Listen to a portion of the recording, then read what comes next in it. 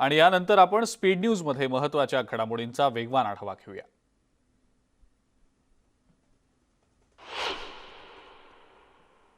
देशाच्या तिन्ही सैन्य दलांचे प्रमुख बिपिन रावत यांचा तामिळनाडूमध्ये झालेल्या हेलिकॉप्टर दुर्घटनेत मृत्यू झाला।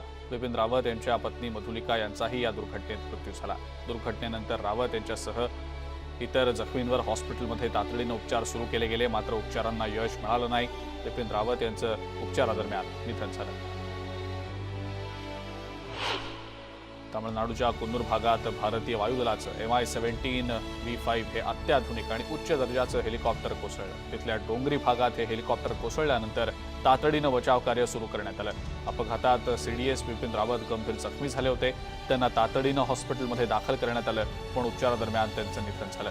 बिपिन रावत यांनी लष्कराच्या अत्याधुनिकीकरणामध्ये मोठी भूमिका बजावली होती। त्यांचा दृष्टिकोन सकारात्मक आणि आक्रमक होता आणि त्याचे चांगले परिणामही दिसून आले होते। हेलिकॉप्टर दुर्घटना प्रकरणाच्या चौकशीचे आदेश देण्यात आल्याचं हवाई दलानं सांगितलेलं आहे। या दुर्घटनेचं नेमकं कारण अद्याप समजू शकलेलं नाही।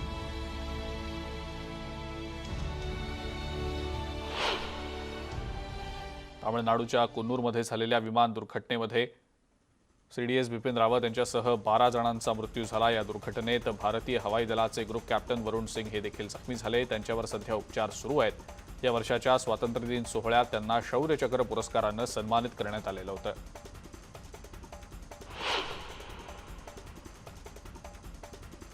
जनरल बिपिन रावत यांच्या अपघाती मृत्यूनंतर पंतप्रधान नरेंद्र मोदींनी ट्विट करत दुःख व्यक्त केलं। जनरल बिपिन रावत हे एक उत्कृष्ट सैनिक होते। एक सच्चा देशभक्त असलेल्या रावत यांनी सशस्त्र दलांचं आणि सुरक्षा यंत्रणेचं आधुनिकीकरण करण्यामध्ये मोठं योगदान दिलं। त्यांचा दृष्टिकोन अपवादात्मक होता। त्यांच्या निधनानं आपल्याला खूप दुःख झाल्याचं पंतप्रधानांनी आपल्या ट्विटमध्ये म्हटलंय।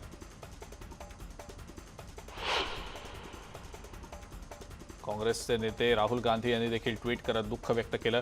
जनरल बिपिन रावत आणि त्यांच्या कुटुंबियांविषयी मी संवेदना व्यक्त करतो असं त्यांनी म्हटलंय। ही एक अभूतपूर्व शोकांतिका आहे आणि या कठीण काळात आम्ही त्यांच्या कुटुंबासोबत आहोत।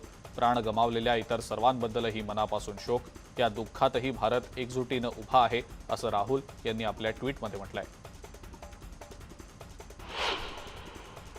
केंद्रीय गृहमंत्री अमित शहा यांनी सुद्धा ट्विट केलेलं आहे। देशासाठी हा अतिशय दुःखद दिवस आहे। CDS बिपिन रावत यांना एका दुःखद अपघातात आपण गमावलं। ते शूर सैनिकांपैकी एक होते। त्यांनी अत्यंत निष्ठेनं मातृभूमीची सेवा केली। त्यांचं योगदान आणि वचनबद्धता शब्दात मांडता येणार नाही असं म्हणत अमित शहा यांनी त्यांना श्रद्धांजली वाहिली आहे। केंद्रीय मंत्री नितीन गडकरी यांनी सुद्धा बिपिन रावत यांना श्रद्धांजली वाहिली आहे। बिपिन रावत आणि त्यांच्या पत्नीला श्रद्धांजली। रावत यांच्या कुटुंबियांना दुःख सहन करण्याची शक्ती मिळो असं ट्विट त्यांनी केलेलं आहे। राष्ट्रपती रामनाथ कोविंद यांचा मुंबईतला नियोजित कार्यक्रम स्थगित करण्यात आला। राजभवनाच्या दरबार हॉलमध्ये राष्ट्रपती रामनाथ कोविंद यांचा कार्यक्रम होता, मात्र CDS बिपिन रावत यांच्या हेलिकॉप्टर दुर्घटनाग्रस्त झाल्यामुळे राष्ट्रपती रामनाथ कोविंद यांचा नियोजित कार्यक्रम रद्द करण्यात आला। राज्यपाल भगतसिंह कोश्यारी यांनी या संदर्भातली घोषणा केली।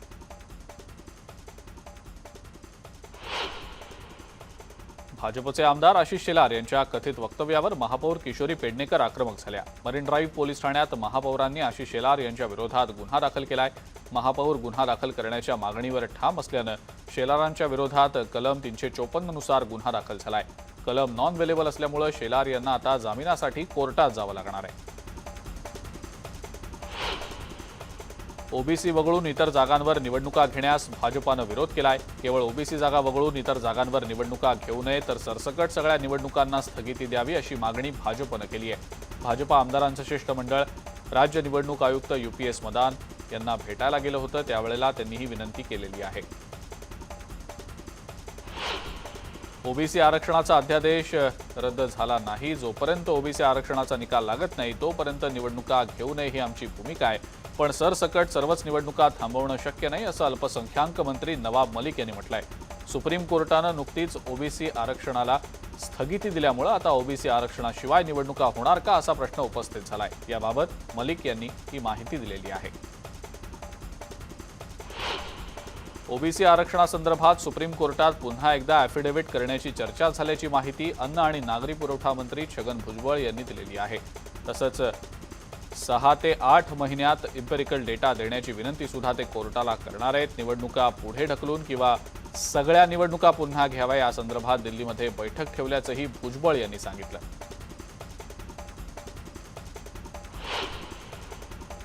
फॉरेन्सिक सायन्स पदवी आणि पदव्युत्तर 150 विद्यार्थ्यांना न्याय सहाय्यक वैज्ञानिक प्रयोगशाळांमध्ये इंटर्न म्हणून घेण्याचा निर्णय बुधवारी झालेल्या मंत्रिमंडळ बैठकीत घेतला गेला। या सगळ्या विद्यार्थ्यांना एका वर्षाच्या इंटर्नशिप कालावधीत प्रति महिना प्रत्येकी 10,000 आणि 15,000 विद्या वेतन देण्यात येणार आहे।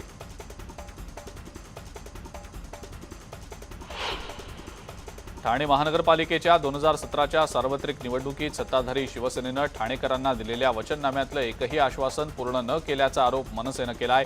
त्यामुळे शिवसेनेनं ठाणेकरांना दिलेल्या आश्वासनांची शिवसेनेलाच आठवण करून देण्यासाठी गुरुवारी ठाण्यातल्या मासुंदा तलाव इथं छत्रपती शिवाजी महाराजांच्या पूर्णाकृती पुतळ्यापासून ते महापालिका मुख्यालयापर्यंत जनजागरण मोर्चा काढण्यात येणार आहे। या मोर्चात ठाणे शहरातले 300 मनसे पदाधिकारी, कार्यकर्ते आणि ठाणेकर नागरिक सामील होणार असल्याची माहिती मनसेचे नेते अभिजित पानसे यांनी पत्रकार परिषदेमध्ये दिलेली आहे। जगभरात ओमायक्रॉनचा प्रादुर्भाव वाढताना दिसतोय, पण महाराष्ट्रातल्या नागरिकांसाठी या संदर्भातली एक दिलासादायक बातमी आहे। बुधवारी ओमायक्रॉनची लागण झालेला एकही रुग्ण आढळलेला नाही।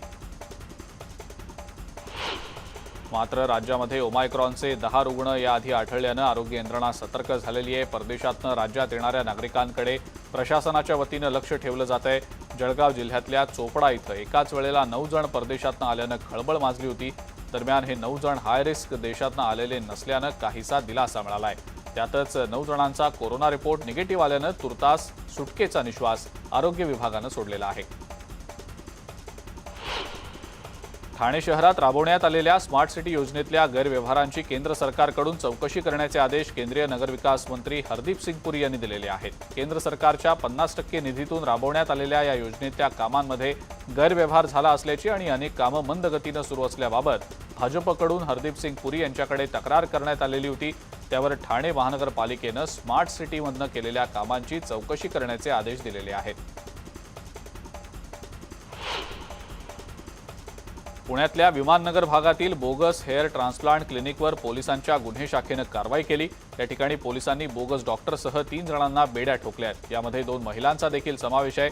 शाहरुख उर्फ समीर हैदर शहा असं अटक केलेल्या मुख्य आरोपीचं नाव असून पंचशीला काशीनाथ रोडगे आणि चैताली भरत मस्के अशी अटक केलेल्या महिलांची नावं आहेत। हेअर ट्रान्सप्लांटच्या नावाखाली पुण्यात 300 जणांची या सगळ्यांनी फसवणूक केल्याचं उघडकीला आलंय।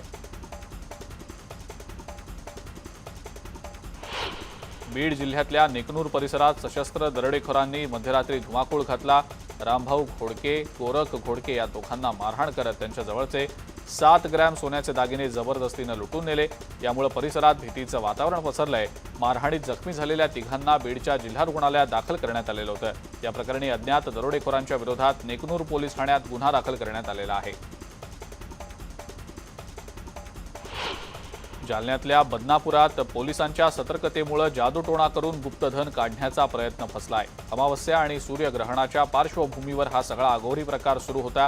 दरम्यान पोलिसांनी या टोळीचा पर्दाफाश करत 3 जणांना अटक केली आहे, तर 3 जण अद्यापही फरार आहेत। या सगळ्या प्रकरणाचा पोलीस आता तपास करत आहेत।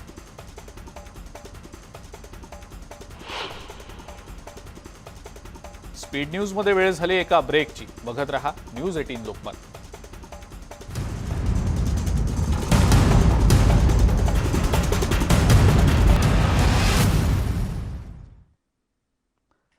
ब्रेकनंतर स्पीड न्यूजमध्ये मनोरंजन विश्वातल्या काही घडामोडी पाहूया। बॉलिवूडच्या दिग्गज अभिनेत्री शर्मिला टागोर या बुधवारी 77 वर्षांच्या झाल्या। शर्मिला टागोर यांच्या वाढदिवसाच्या निमित्तानं त्यांची धाकटी मुलगी सोहा अली खान पतौडी पॅलेसमध्ये आईसाठी खास भेट दिली। तसंच आईसोबतचा फोटो शेअर करत कॅप्शनमध्ये सफरचंदापासून झाडाला वाढदिवसाच्या शुभेच्छा असं लिहिलं। शर्मिला टागोर या त्यांच्या काळातल्या सर्वात प्रसिद्ध अभिनेत्रींपैकी एक आहेत। त्यांना 2 राष्ट्रीय चित्रपट पुरस्कार आणि पद्मभूषण पुरस्कार मिळालेला आहे। अभिनेत्री अंकिता लोखंडे आणि विकी जैन लग्नगाठ बांधणार आहेत। लग्नाला काहीच दिवस उरले असताना अंकिताच्या उजव्या पायाला दुखापत झाली आहे। मंगळवारी रात्री अंकिताला रुग्णालयात दाखल करण्यात आलं। उपचारानंतर तिला रुग्णालयातनं डिस्चार्जही दिला गेला। मात्र डॉक्टरांनी तिला काही दिवस आराम करण्याचा सल्ला दिला आहे। दाक्षिणात्य सुपरस्टार प्रभास यानं कोरोना काळात गरजूंच्या मदतीसाठी 4.5 कोटी रुपयांची देणगी दिलेली होती। यानंतर पुन्हा एकदा प्रभासनं पूरग्रस्तांसाठी मदतीचा हात पुढे केलाय। नुकतंच प्रभासनं मुख्यमंत्री सहायता निधीत कोट्यवधी रुपये दान केले। प्रभासनं आंध्र प्रदेशच्या मुख्यमंत्री सहायता निधीसाठी 1 कोटी रुपये दान केलेले आहेत। काही दिवसांपूर्वी आलेल्या पुरामुळे काही ठिकाणी वाईट परिस्थिती पाहायला मिळत होती आणि त्यामुळेच त्यानं हे पैसे आता दान म्हणून दिलेले आहेत।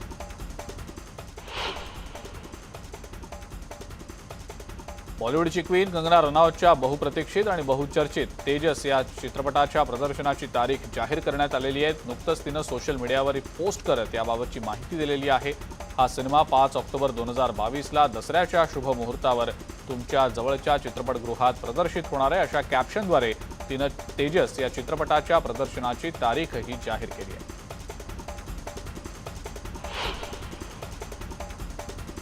दिग्दर्शक आणि अभिनेते महेश मांजरेकर हे नव्या वर्षात एक नवा मराठी सिनेमा घेऊन प्रेक्षकांच्या भेटीला येत आहेत। नाय वरण भात लोणचा कोण नाय कोणचा असं आगळा वेगळा शीर्षक असलेला हा चित्रपट 21 जानेवारीला प्रदर्शित होणार आहे। या चित्रपटाच्या थरारक पोस्टरनं प्रेक्षकांची उत्सुकता ताणली गेली आहे। ज्येष्ठ नाटककार जयंत पवार यांनी लिहिलेल्या वरण भात लोणचा नी कोण नाय कोणचा या कथेवर हा चित्रपट आधारित असून चित्रपटाची पटकथा आणि दिग्दर्शन अशी दुहेरी जबाबदारी महेश मांजरेकर यांनी सांभाळलेली आहे।